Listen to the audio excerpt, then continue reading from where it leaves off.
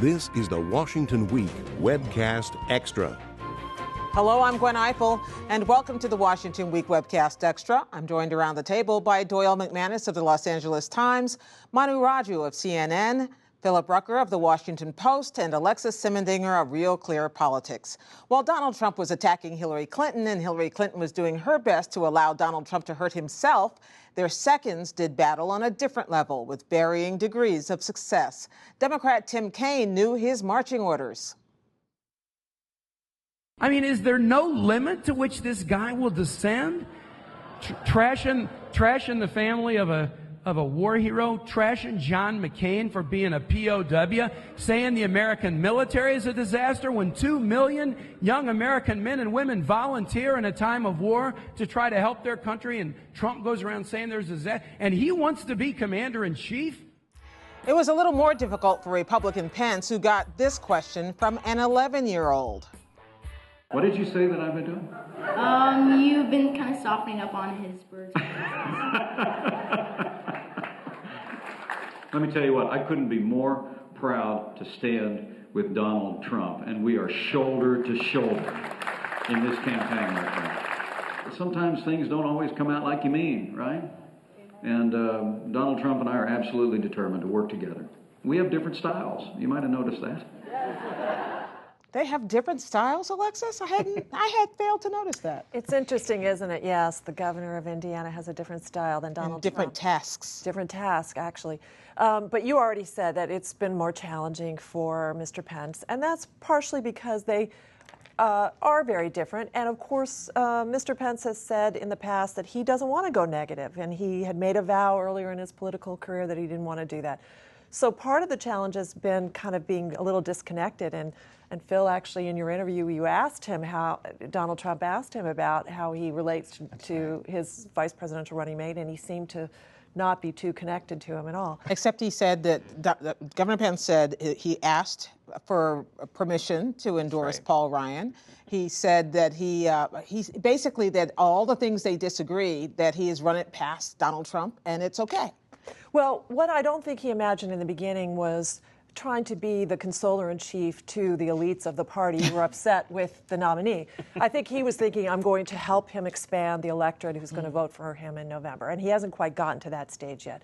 Tim Kaine has a challenge too, but he is seemingly enjoying the challenge that he has, which is to humanize Hillary Clinton and to do battle against Donald Trump. And we never really thought of the Virginia former governor, senator, as being an attack dog, but he has taken to it with some relish and glee. And of course, he's traveling separately himself and, really talking. He speaks Spanish, and he's trying to be the surrogate in a way that, has really made Hillary Clinton on the stump. When they're together, she is a more relaxed, happy candidate. I think that people in Virginia who ran against Tim Kaine knew he had this in him, and now America is discovering it all.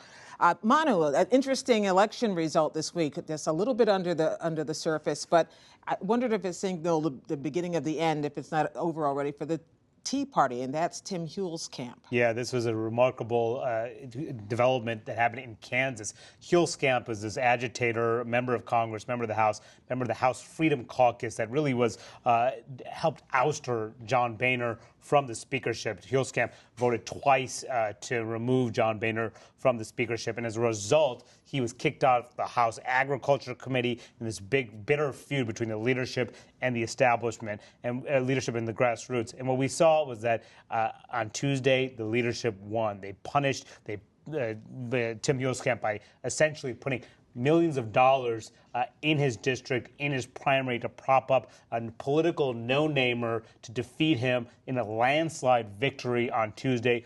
Ag groups came out, the Chamber of Commerce came out spending money, and a super PAC bankrolled by the Ricketts family, also putting money to send a message to Tim Huell's camp. And I spoke with him right after the election, and he blamed the party leadership, and he said that we need to figure out a way to get back at them. But he was right? Yeah. He was right to blame them. He was right to blame because they came after him. Paul Ryan, interestingly, didn't do anything one way or another, and that's one thing that actually has agitated a lot of the folks in the House Freedom Caucus, because they believe no matter what, you're supposed to defend your members, even if they may disagree with you and do things to upset you in the House. Well, and somewhere John Boehner is smiling with a glass of Merlot. Doyle, let's talk a little bit about the Trump phenomenon. We can't talk about that too much, but you wrote a column this week about Trump's anger factor. He was angry at the fire marshals who wouldn't let enough people into his events, he felt. He was angry at the media. He's always angry at the media. He's angry at debate organizers. He is angry a lot, and it seems to be working for him. He's angry a lot. Well, it seemed to be working for him during the primaries, and I think that's one of the reasons he's so angry, because when he could be angry at the likes of Lion Ted Cruz or little Marco Rubio and kind of demolish them, well, that showed him that anger works. What has changed now is that he's being angry at more targets. And of course, the cons, the Gold Star parents, were Exhibit A. Then, as you say, we had the odd little episodes where he accused a couple of fire marshals, one in Colorado Springs, one in Columbus, Ohio, of playing politics, of keeping his crowds low. He actually came out before his event and talked to reporters to tell them about it. Accused them both of being Democrats. The one in Colorado Springs, it turned out, was a very Republican town, turns out to be a registered Republican.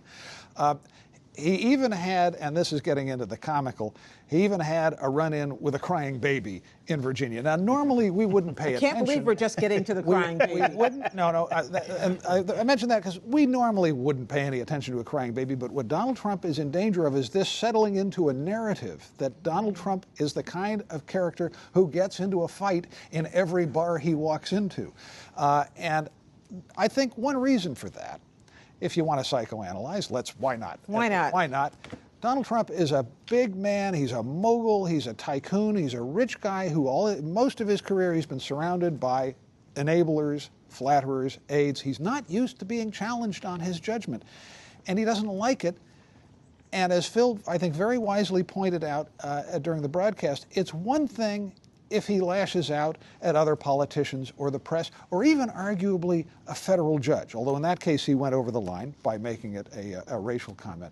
But if you start picking on ordinary civilians, fire marshals who, incidentally, are usually career firefighters just doing their jobs, Gold Star families, that doesn't sit well. Bill, you spent how much time was your interview this week? At 50 minutes. So 50 minutes with Donald Trump. So tell us what we didn't see in a story. Tell us what that was like. Well, we were at his golf course. This was right after the crying baby rally in Northern Virginia. He has a beautiful golf course in Loudoun County right on the Potomac River. And he started off by showing me the property and talking about how beautiful a speech he could give over there on the flagpole overlooking the river. But then we sat down for lunch, and it was a bit of a distracting scene because all sorts of club members would come up to get selfies with him. He's a neat eater, I can tell you that. He had a cheeseburger, and he ate with a fork and a knife. Did not want to get any grease on his hands, apparently. So that picture of him with the Kentucky Fried Chicken is real. That's how he eats. That's how he eats. Yeah, and then the most intriguing thing I thought was he had a Diet Coke with ice, and he would take 2 or 3 sips and then have the waitress come bring another Diet Coke because the ice started to melt. And I guess that's how a billionaire can have Diet Coke. Yeah, that's how you do it. That's a fascinating little detail, which I suspect tells us more than we want to know, but actually exactly what we need to know about the Republican presidential nominee. Yeah. So interesting. Thank you, everybody. We are now going to allow you to go back to the Olympics, and we'll see you here next time on the Washington Week Webcast Extra.